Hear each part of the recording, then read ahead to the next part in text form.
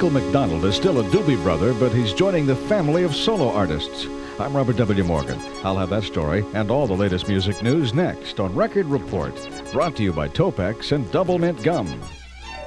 Double image, double decker, a double daring duo on the high trapeze.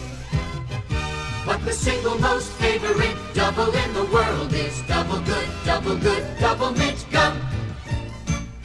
Double your pleasure with Doublemint Gum. Double good, double fresh, double delicious. Oh, the single most favorite double in the world is double good, double mint gum. It's the single most favorite double. Dear sirs, you've got a pimple medicine I don't believe. Thanks, Topex. Dear Topex, you dried up my pimples, but you didn't over-dry my face. Thanks, Topex. All over, kids are thanking Topex, the buffered pimple medicine, for doing the amazing, finally giving them all the strength of 10% benzoyl peroxide without giving them such over-dried skin. Dear buffered Topex, your benzoyl peroxide dried up my pimples, but your buffers saved my skin. Thanks, Topex. Michael McDonald hopes the second time's the charm. The Doobie Brother hopes his second solo album turns out better than his first, which he said sounded like Engelbert Humperdinck going through puberty.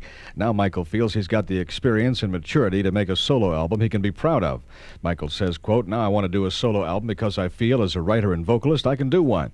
Being a part of the Doobie Brothers will always satisfy any live commitments I might ever have, although I could always do one of my tunes in their show." Richard Perry is the man who pointed the Pointer Sisters in the right direction. Perry produces the Pointer Sisters, and as a team, they produced 3 top 10 singles: Fire in 1979, He's So Shy last year, and Slow Hand, their latest hit single. Slow Hand marks his 17th top 10 single he's produced.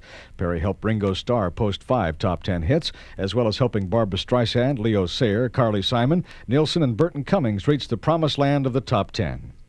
Blue Oyster Cult feels it has a pearl of an album this year. The LP is called Fire of Unknown Origin, the band's 10th album. Group leader Eric Bloom says Blue Oyster Cult is one of many groups that's feeling the economic pinch. He says there are very few monster albums these days. There's records in the top 20 that are not even gold now. I think if you sell 300,000-400,000, that's enough to get you in the top 20 now. As a matter of fact, I know that's what a lot of groups have sold that are in the top 20 right now. And ordinarily, you'd have to be like, platinum and on your way up to double platinum to get in that niche. Blue Oyster Cult's been on tour this summer, playing a lot of outdoor dates in large stadiums. Eric likes those big rock shows with many bands for a couple of reasons. Number one, it's a big payday. Number two, I like the a lot of energy. You know, the kids just usually have a really good time if it's groups they like. And if the weather's good, it's like a real party atmosphere, and the kids are up for it. Eric says Blue Oyster Cult responds to their fans, and he likes it when their fans respond to the band. They got quite a response when the band showed up for a record store promotion. We did one of those in Long Island 2 years ago at that's one of the biggest plazas in the world, at Roosevelt Field. And at a certain record store there, and the whole mall had to close because about 3,000 kids showed up. And they could not handle it. Eric Bloom hopes Blue Oyster Cult's new album, Fire of Unknown Origin, catches fire on the record charts. I'm Robert W. Morgan, and that's Record Report.